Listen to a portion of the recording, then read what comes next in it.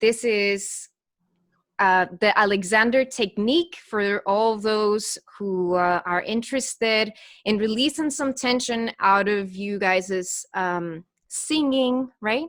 And we're gonna also talk about how that can apply to your posture, and how can you be a better singer. And I'm going to introduce now my guest who knows more about that than I do.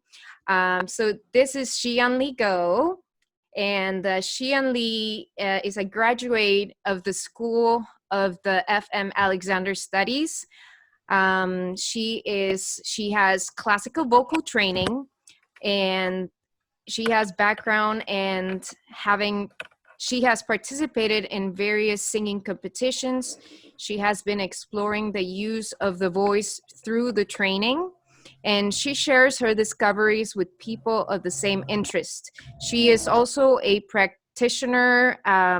She's a chiropractor, and she's a practitioner, and having graduated with distinction from RMIT, which is the university in Melbourne, Australia, with a bachelor's and master's in clinical chiropractic. So let's start over there. I have some voice background as well. She was the RMIT Idol finalist.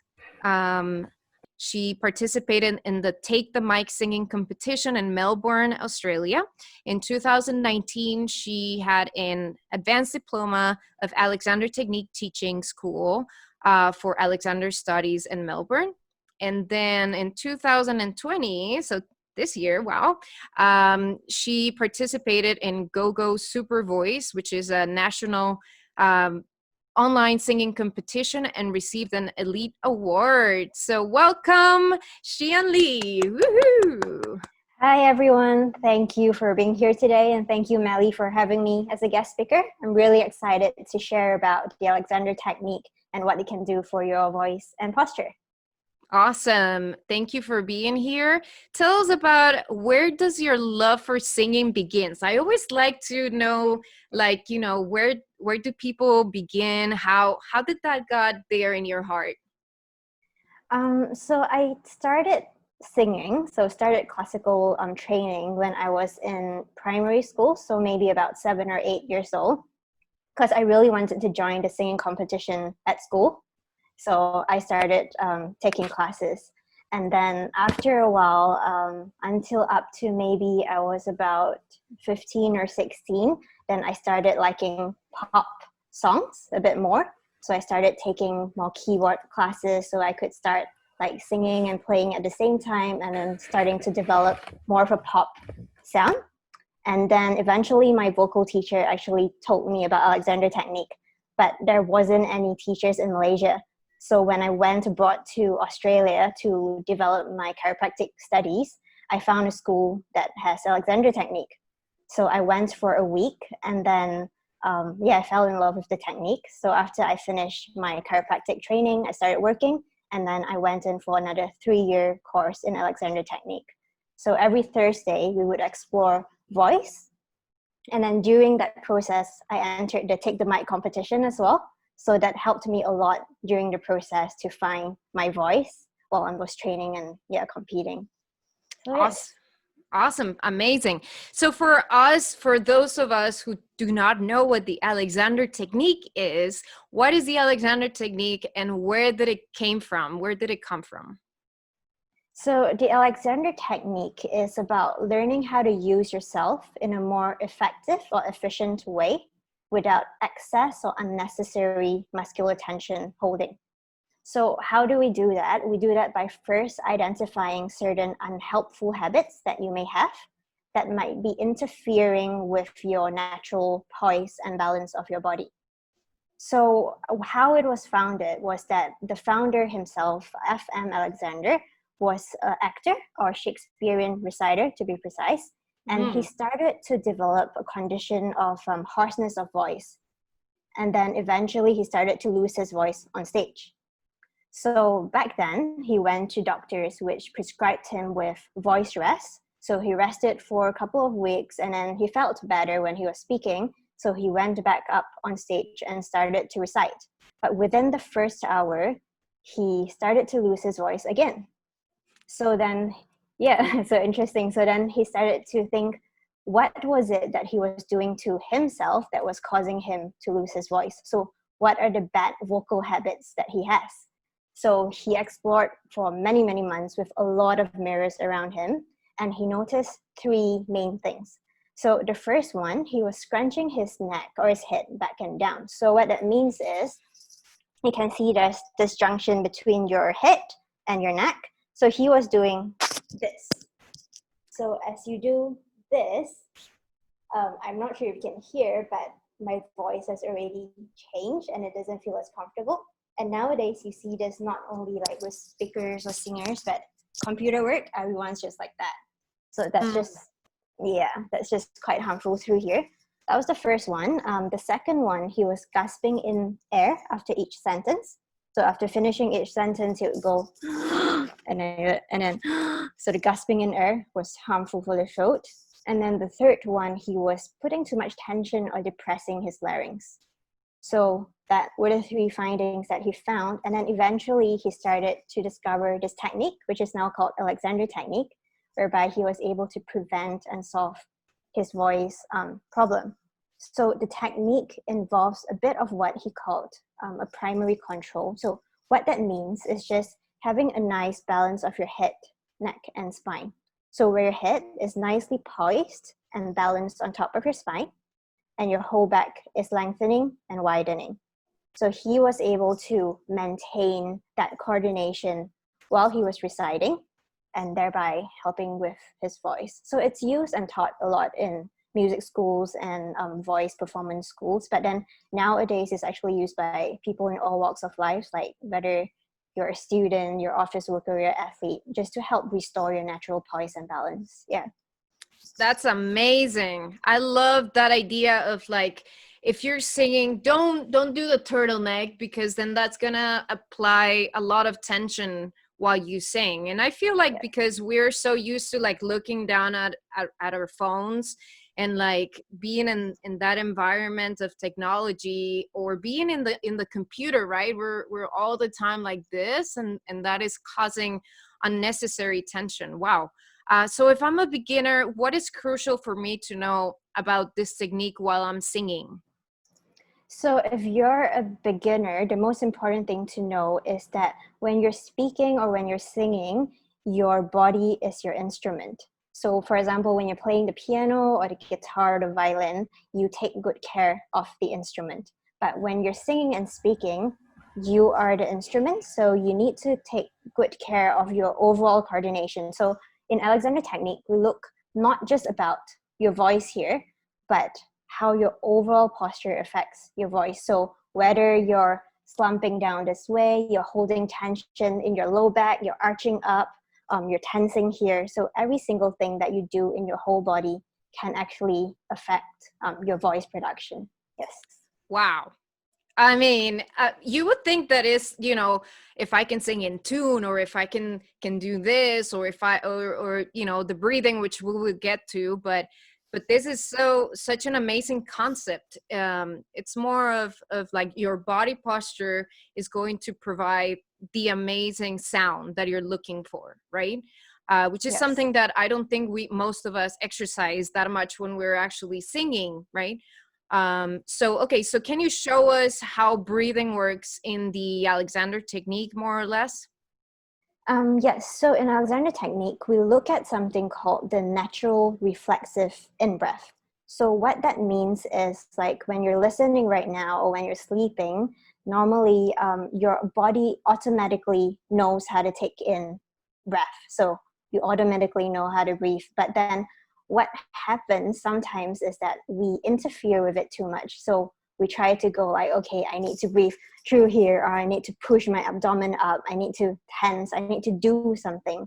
So, but sometimes doing too much actually restricts or stops that natural breathing. So in a moment, I'm going to share a video of how the natural breathing works. But before that, I was just like everyone just to think about, where do you think your lungs are located or situated? So Where is the top of the lungs? Where is the bottom of the lungs? Where are the side of the lungs? Are they in the front? Are they in the back? Where are the borders of the lungs? Just have a think about that. And then also just take a few breaths to notice when you breathe, which parts move. Does the neck move? Yeah. Does the chest move? Does the abdomen move? Or even the back? Does the rib cage go all the way to the back? Yeah. And then, okay, now following that, the third one, we're gonna do something called a controlled exhalation. So what that means is we're gonna focus on the out breath instead of the in breath. So on the out breath, you're gonna extend your breath, whether without a sound, or you can do like a sound or a sound. So you're just extending the breath all the way out through your mouth, and then you're gonna close your mouth and then allow the breath to come in through your nose. So we're gonna do it together. So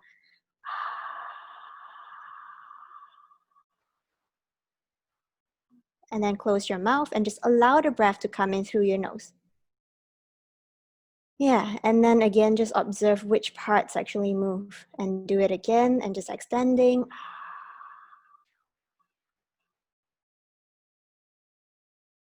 Yeah, and just allowing the breath to come in again. So just do it a couple of times. Well, I'm just gonna share screen and show you a video. This feels so nice. I feel already relaxed. Wow. Very nice. Yes. So It's we really are good just for performance anxiety. Yeah. Oh, I mean, don't we all need that, right? I mean, I feel I need a little bit of that breath right now, being a host. All right, here we go. Okay, so I've just shared screen. This is a video. Okay, I'm just gonna change the sound. Okay, so this is a video by Jessica Wolf, who is an Alexander teacher as well. So I'm just gonna play this. You can see how the ribs just go up and down as you breathe in and out. And they move all the way even up through your shoulder blades. Even through the back. See how they just spring open? And this is your diaphragm here. So as it goes down, air comes in.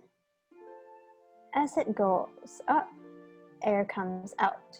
And this is where your lungs are. So they actually go all the way to the back. So a lot of people are not aware of this. And you have a lot of layers of muscles just covering all this.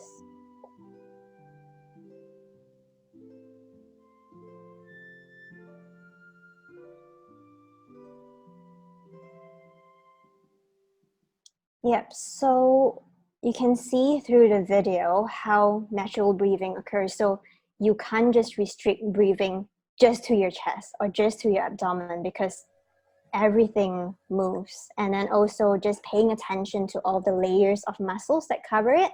So therefore, if you're standing in a bad posture, you're slumping, you're putting tension in your back, all that actually restricts breathing and then therefore affects your sound. So yes, that's how it works in a nutshell. That is super cool. I love the fact that that we get to see that, and that we're thinking about that 360 breathing, right? So front, sides, back. So if we were like, for example, if I were here, right, I have my I have the back of my chair, and so I'm trying to expand towards the chair, right? I'm trying to Yes. breathe in. And when I breathe in, let's say I take a breath through my nose, then I can feel the back expanding towards the chair. It's almost like the back is pushing the chair, right? So Yes. very cool and very interesting. I love it. Okay, very. Yes. So actually, so sometimes you can actually try laying on your tummy and breathing as well, which is something that we don't do. So when you do that, sometimes you're more aware of actually how the back actually expands so much more. Oh, let me try it. One sec. No, just kidding. Okay, great. Awesome. I will be trying that while I sleep tonight. Okay, so how can we feel if our support is working while we're singing, right? Because I mean, because when you're just breathing is one thing, but when you're singing, like, how can we do that? Mm-hmm. Okay, so a good support to me, is actually having a good balance between your first two components of voice production, which is your breath support and also your vibrators. So I'll show you guys what it means in a bit. I'm just going to share a screen for a bit. Okay, so these are your three basic elements of voice production. So the first one is the breath, which is the power source that we just looked at with the whole breathing thing. And then the second part is your larynx, which is your vibrator, which is through here, your voice box. So when the air comes up and hits the vocal cords, it creates a sound, which is then amplified by the resonator, which we'll look at further on. Okay, so a good support to me is having a good balance of the air coming up and hitting your vocal cords. So what that means when you're singing is, for example, a sound that is lacking in support will be very breathy and airy. So it's like a, I will always have you. So it's really airy, and what it happens through here, I'm just going to stand up for a bit. Okay, so through here, if you're lacking of support, it collapses all the way. So when I sing, I will always have you. So that's like really lacking of support. I'm just pushing all my air out. But then what people do in the opposite is that we go like, okay, we need full support. So we're pushing everything out. So that's the total opposite, but you're tensing everything out. So what happens with this is you might get a loud sound, but it's really dry and hard on your throat. So I will always love you. So it's loud, but I'm like tensing everything. So what we want is a controlled exhalation, like when we did just now, like a slow going in. So I will always love you. So it doesn't go all the way down. It doesn't push out, but it just slowly goes down. So that's just like the right amount of air coming up and hitting the vocal cords. Yeah, so that's what support means to me. Awesome. Control breathing out, basically. Yes. Okay. Yes. That sounds amazing. Very good. I love your voice. Can you explain to us how breathing helps the vocal cords vibrate? Because like now we get what it means to have support, to have a strong sound through support. So how does the vocal cords vibrate? Okay, so so you remember from the screen share just now of the three components, right? So the first is your air. So I'm gonna use this plastic bag to represent air. You can see this. So this is air in your lungs. So that's your lungs. And then on top of this is where your vocal cords or your larynx sit.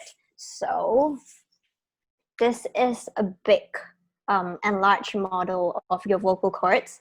So this is basically just through here where your thyroid cartilage is. And you can see, can you see through here how the slits just open and close? So those are your vocal cords that will open and close like when you speak or when you breathe.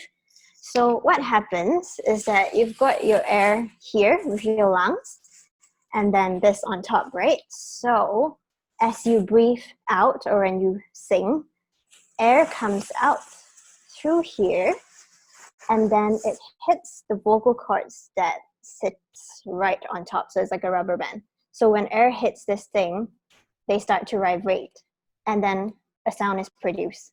So that's actually how air helps the vocal cords vibrate. Yeah.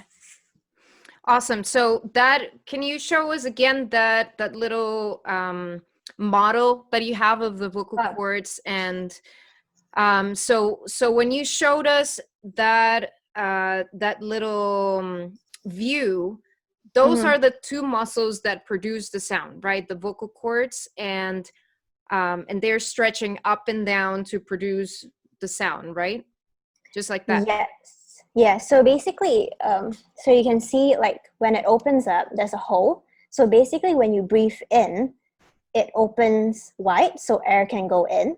But when you speak, when you produce a sound, it closes. So the vocal cords close together so that when air is blown through it, a sound is produced. But if you're just breathing in and out without speaking or without sound, it just opens, it stays open. So the air doesn't hit it and then there's no sound. But when it closes, air goes out and then it produces sound. And then it can go like thicker or thinner or vibrate faster or slower to create like the different thickness in your voice or different pitch, yeah. Awesome. Okay, wonderful. This is so interesting. I mean, I don't know if you guys know all of this, but this is just very nice to see everything so clear and, you know, so there. Awesome. Okay, wonderful. We're gonna continue here. So what does voice tone mean to you? What is it? Because I've had many questions about singers who's like, I don't like my voice tone. I want to make it more rich. I want to make it more, you know, as an artist. How can I do that? So voice tone to me, it's something that differentiates everyone. So like when you speak, people know it's you, and I speak, people know it's me. But voice tone also means voice quality. So voice quality is then something that you can change or manipulate. So having a good voice quality depends on the support as well, but it also depends on the third component, which is your resonator.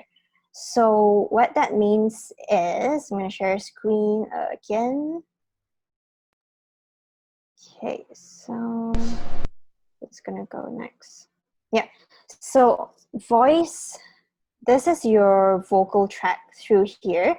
So you have here through the back of your throat here, like a air cavity, a space, and then through your mouth here as well. It's like it's a space through there. Sorry, one sec. I think something's just playing in the background.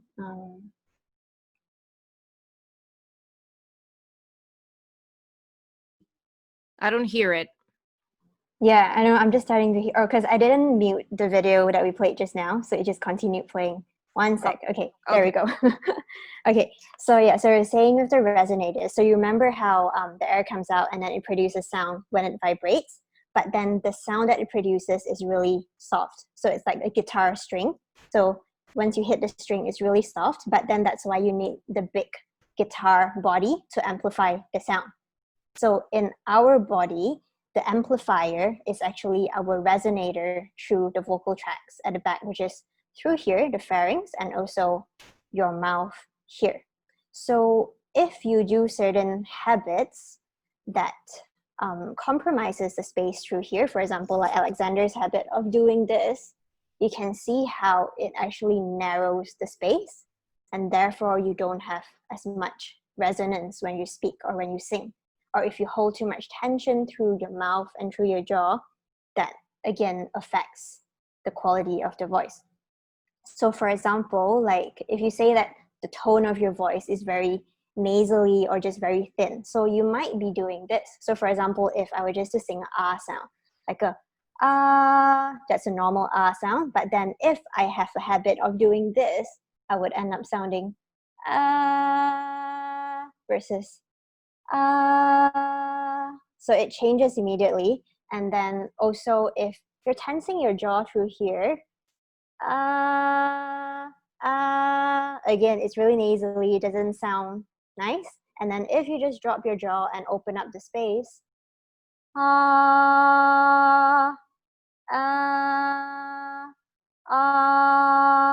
it changes. So that changes your tone as well. So that's a way to sort of change the quality and the tone of your voice. Yeah.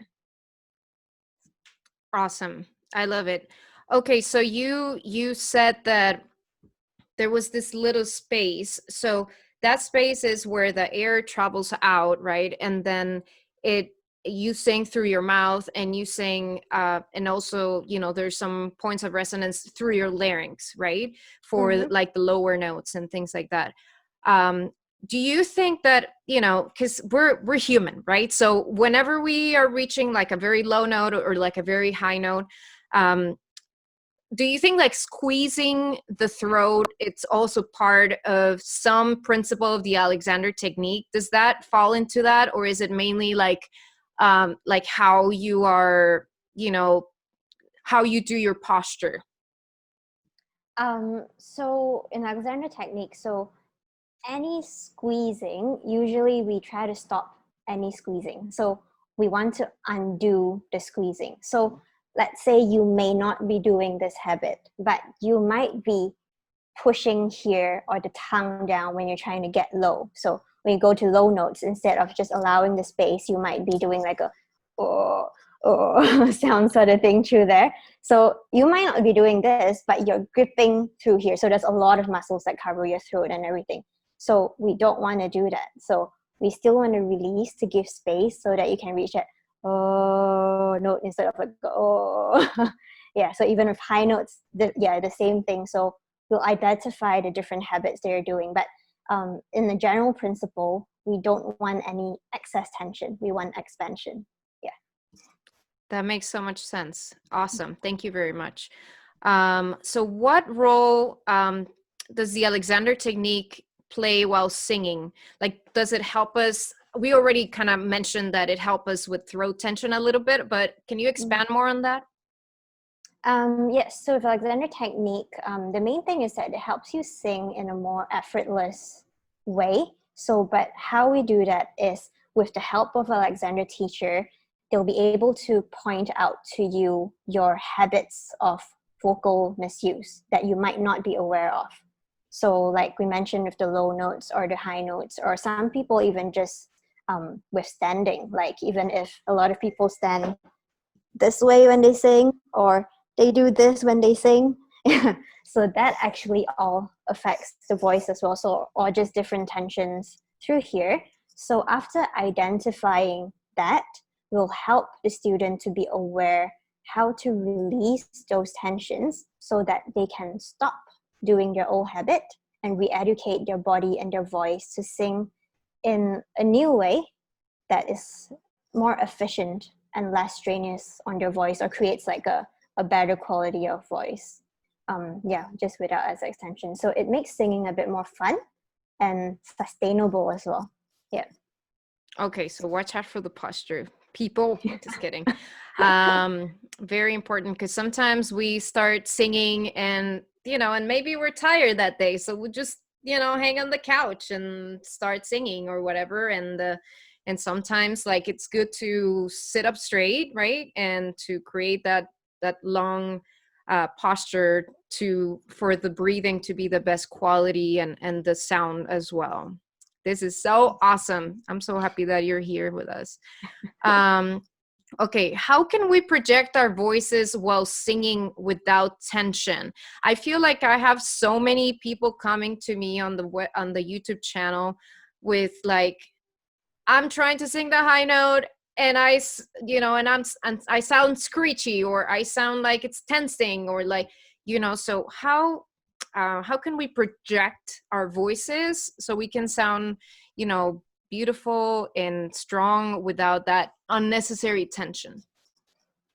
Yes, so projecting the voice. So the first thing that you need to know is when you want to project your voice, you do not have to push yourself forward. So I've seen this in a lot of speakers and singers, so including myself when I was starting out in a competition, like there was no feedback, so I couldn't hear myself. So I ended up just like straining my voice because I wanted everyone to hear me.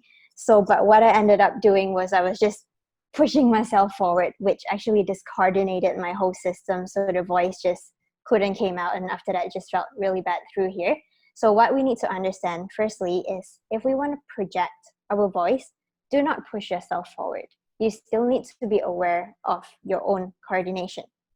So to further expand on this point, I'm going to borrow a concept by a famous acting coach. Her name is Patsy Rodenberg. I'm not sure if you guys heard of her, but she talks about this 3 circles of energy, where you have the first, second, and third circle. So I'm just going to share screen one more time to show you the 3 circles. Yep, so you can see, so usually when we push ourselves and strain ourselves projecting forward, we're usually in the third circle. So our attention is fully on our audience. So we're not aware of what I'm doing to myself at all. So I just want to be heard. So with that, you get that screechy sound. So I'm just going to demonstrate with another phrase of a song. So like I'll be pushing myself. Hello from the other side. I must have called 1,000 times. It's loud, but it doesn't feel too good through here.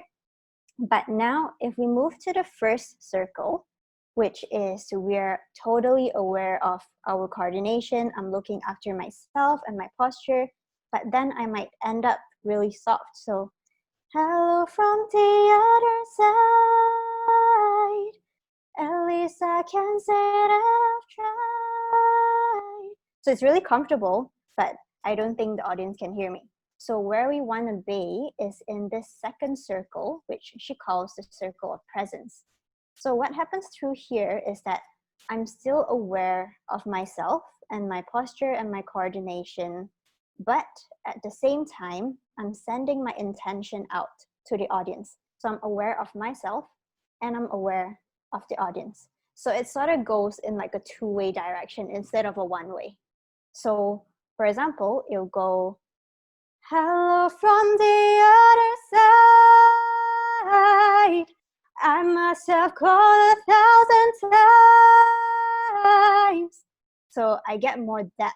I'm just more centered through me, but it's still projected out that way. Yeah, I hope that makes sense. Wow, that is a game changer there.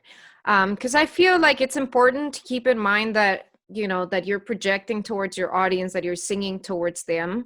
But at the same time, I always reference with my students, like try to do things at a medium volume, right? So not too loud, not too soft, something in between. I didn't know I had like a cool technical name. So that is very, very awesome that you bring us this amazing information here.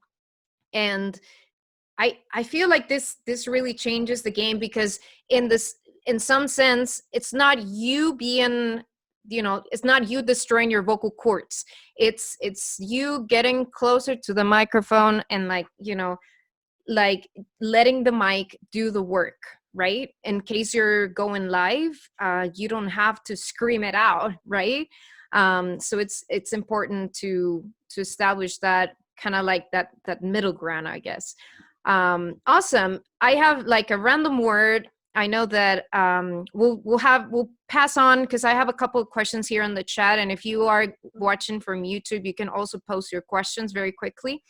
And basically, the question that I had was, when you are singing very, when you're singing like very loudly, how can you like go back to that middle ground? Like, how can you tell you're very loud or very soft? Like, how can you tell that?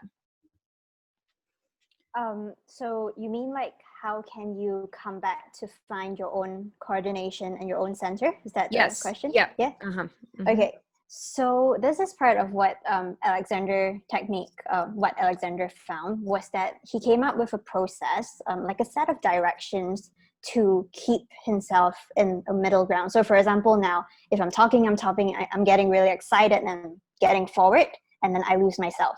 So then there's this set of directions.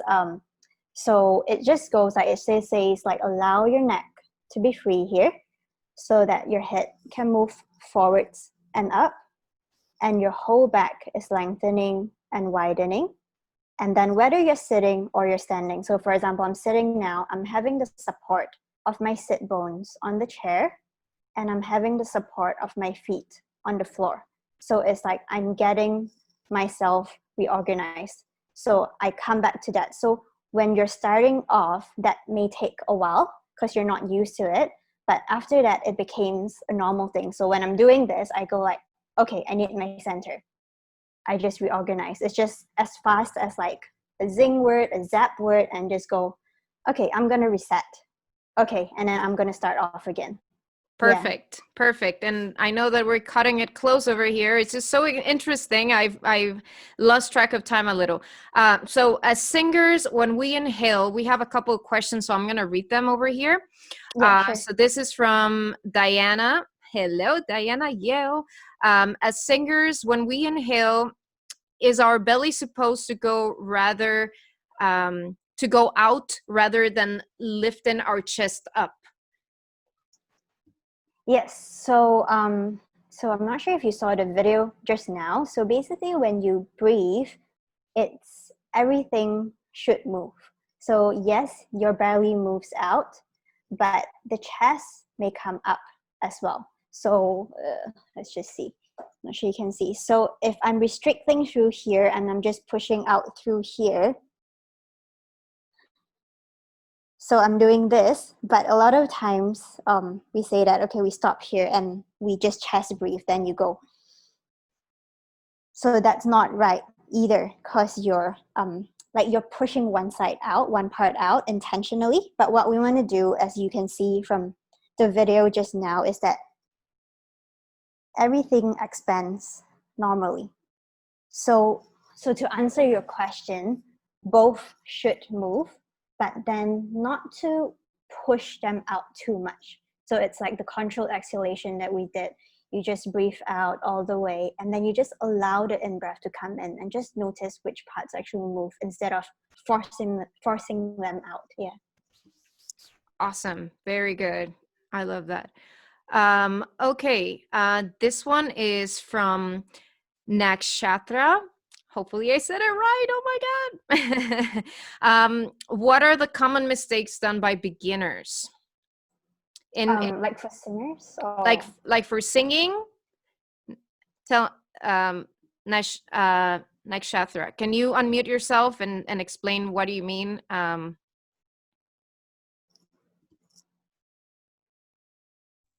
Yeah, for singing, Alexander technique, about Alexander technique.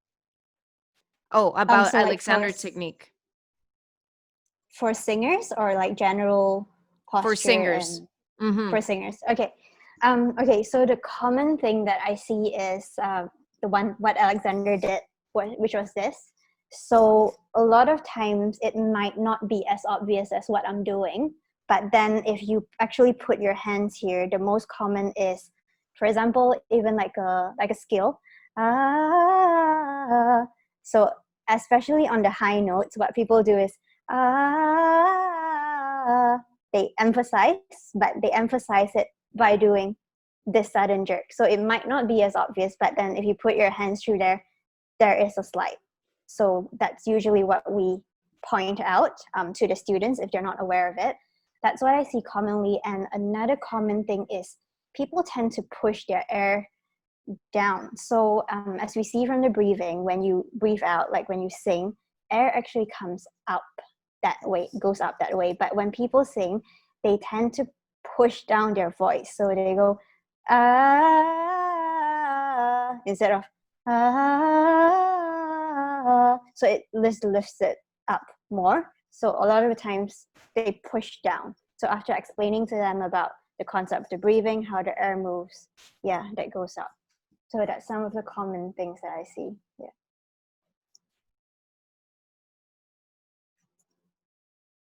We can't. Sorry. Yeah. I'm like, that makes a lot of sense and nobody could hear me. All right, so this one's from Melissa. Nice name. I love it. Tips on releasing tension in the tongue. Do you have any tips? Yes. So releasing tension in the tongue, it's a common thing with singers. Like when I first started as well, I tend to control my tongue a lot and trying to push it back down. But sometimes I end up pushing it down too much that it was depressing my larynx. So with this one, the easy way is to put your 2 fingers under this area, which is where your tongue is. So when you sing, if you push it down too much, like it pokes out, like it juts out, and it's really hard. But if you push in, and it's like soft and bouncy, then it means that it's okay. But if you're pushing it down, it means that you're doing something to your tongue. Yeah. That's pretty fun and interesting. Okay, great. There's a one from Young. When we exercise, whisper a sitting is better than lying down. Oh, the whispered so he means the controlled exhalation, I think.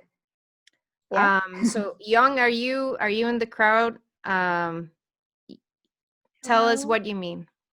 Hello, I mean exercise whisper ah. Yep. Whisper ah, like sitting is Okay. better than lying down when we are exercise whisper ah. Okay, yes. Yeah, so the whispered ah that she's referring to is actually an exercise in Alexander technique where we focus on the controlled exhalation that we did earlier on.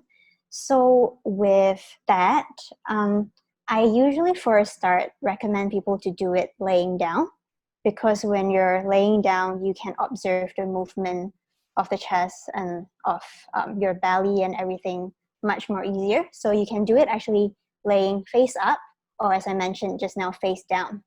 So for beginners, I usually suggest laying down. Then once you're more familiar with it, then start sitting up, because that's closer to how you would speak and sing. So start laying down.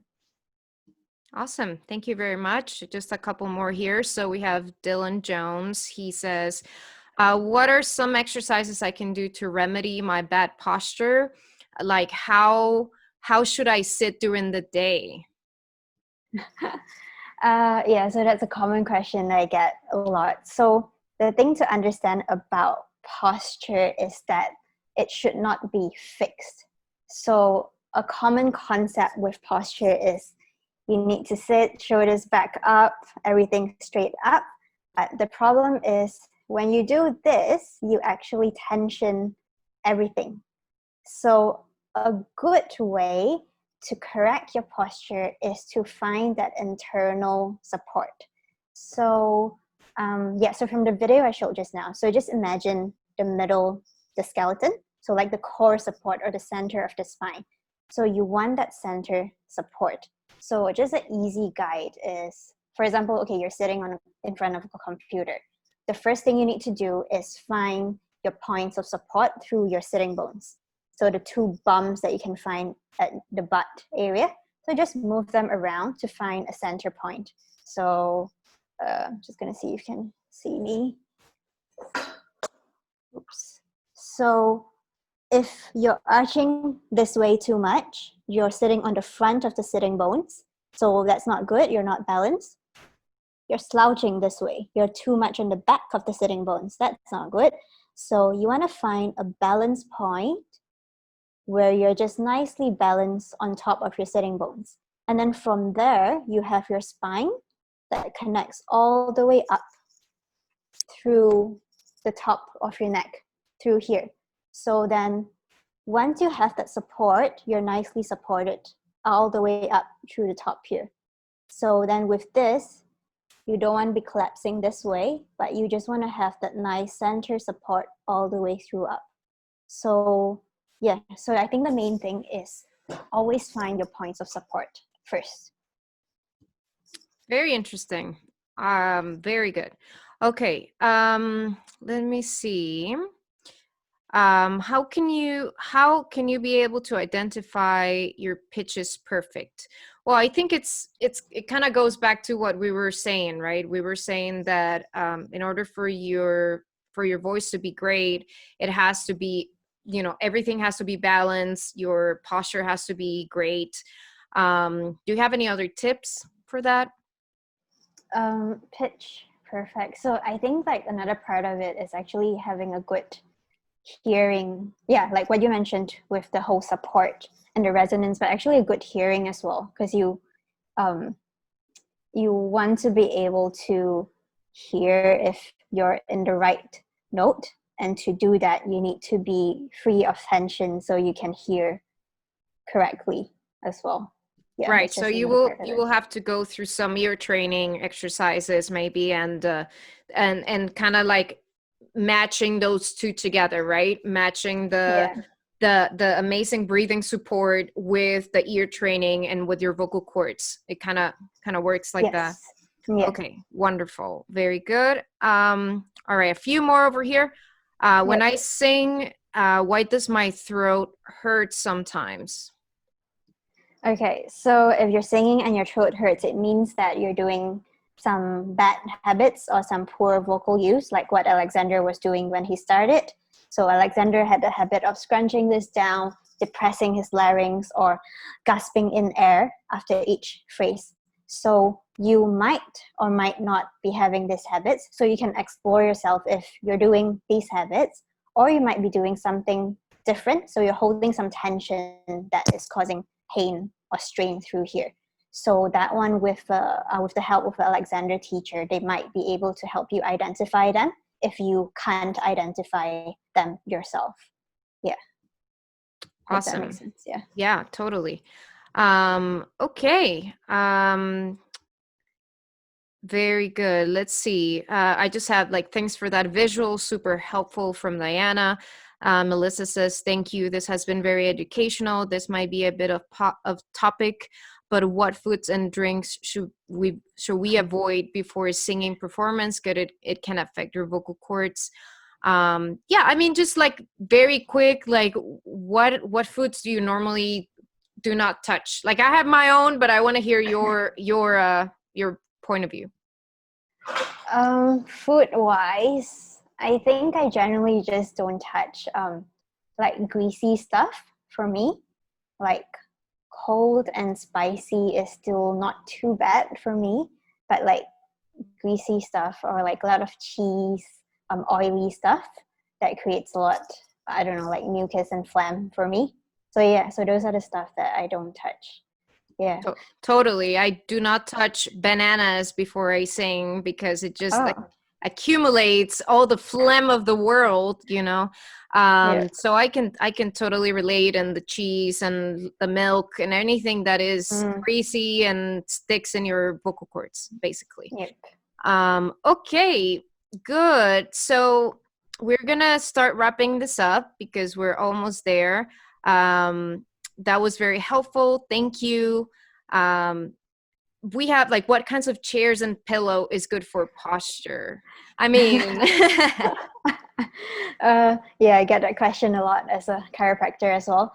So, okay, so in terms of Alexander technique, the chair actually doesn't matter as much because if you learn how to look after your own posture and coordination, technically you should be able to adapt yourself to different chairs.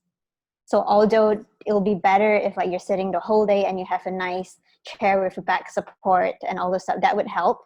But the most important thing is actually knowing how to look after yourself instead of relying on something. But in terms of pillows, okay, so pillows, it depends if you're a back sleeper or a side sleeper. So if you're a side sleeper, you need a pillow with a higher support. If you're a back sleeper, maybe not so high, but the thing that you need to look after is like your spine. So basically your head, if you're sleeping on your side, make sure it's straight. It's not down this way and it's not up this way. So make sure the spine is straight. So the same thing if you're a back sleeper, it's not tilted back this way and it's not down this way. So the spine is straight. Yeah. I would never thought of that. I'm definitely a side sleeper, and it's like, yeah, you know, that's great. Okay, so we are almost to the time over here. Let's see. So whenever I sing, my voice sounds so good in the starting, but after some time it changes and my vocals get tired. So what can I do in that case? Like something a little tip that you can give us. Okay, so with that, again, it depends on what you're doing to yourself. So you might have different habits that you're doing to yourself, but okay, a good tip is to notice when you're singing, when you start to get tired, are you still aware of your body and your center? Are you pushing yourself forward And are you doing this? So when you notice that, draw yourself back to the center, find your feet, find your spine, find your back. So that's a good tip. Yeah. All right, that was amazing. I really, really appreciate it. Any advice for, sorry, I skipped one. I should breathe naturally, but sometimes I try to control my breathing. What should I do? So yeah, I feel like the breathing is allowing the air to return without taking a breath, like without doing that. I feel just, make sure that you are feeling that 360 breathing, right? That expanding, not necessarily only in the chest or in the lower abdominal muscles, but working as a whole, right? Any other tips for that? I think that's pretty much it, right? Yeah, so actually not trying to do too much to it, and just observe and allow the natural breath to come in. Natural breath, that's it. Yes. Okay, very good. Maritza says, any advice for jaw pain or TMG issues for a singer, if you have any? Okay, so jaw pain. So a lot of people hold a lot of tension through their jaw. So I think the most important thing is, okay, so even now when you're closing your mouth, check if your teeth at the back, if they're touching. So a lot of people are not aware that they're clenching when they are clenching. So when you're closing, your lips are closed, technically the mouth, your teeth at the back should not be touching. So if you're doing that all the time, all day round, that's going to put a lot of tension through there. So when you're singing, it just restricts your movement through your jaw. And when you sing as well, just observe if you're going is it just opening out? Yeah, that's just a quick way to find out. Yeah. Oh my God, I felt my teeth creeping in and I'm like, oh God, I need to release that. Yeah, so that's amazing information. Thank you so much. Okay, in your opinion, is sitting on a yoga ball good or better for posture? Actually, I would like to know that too, because I had so many people come to me and say, if you sit on the yoga ball, it's better for you. What do you think? Actually sitting on a yoga ball, because it stops you from fixing your posture. Like I mentioned just now, good posture doesn't mean fixing everything. So when you sit on a yoga ball, you actually actively have to coordinate your center or your core. So that's why it actually helps you, with your posture and your singing. Yeah. Everybody with the yoga ball now. Let's go and buy yoga balls. Okay, great. All right. Well, that is it. Thank you, Meli and Xi'an. This has been extremely fascinating and helpful. I actually put everybody can follow Xi'an at sagecairoalexander.com. Her email is shian@sagecairoalexander.com. I put that on YouTube, and also I put this on here on Zoom.